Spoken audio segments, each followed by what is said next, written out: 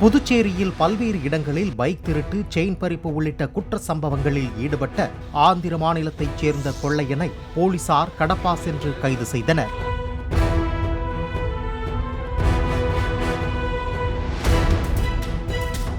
அப்போது போலீசாரிடம் இருந்து தப்பிக்க முயன்ற போது கீழே விழுந்து ஒரு கொள்ளையனுக்கு கையில் எலும்பு முறிவு ஏற்பட்டு மாவுக்கட்டு போடப்பட்டதாகவும் தப்பிச் சென்ற மற்றொருவனை தேடி வருவதாகவும் போலீசார் தெரிவித்தனர். குற்றச்சம்பவங்கள் தொடர்பான சிசிடிவி காட்சிகளை புதுச்சேரி போலீசார் பிற மாநில காவல்துறையினருக்கு அனுப்பி விசாரித்த போது அவர்கள் ஆந்திராவைச் சேர்ந்த சையது பாஷா குரூப் என தெரிய வந்தது.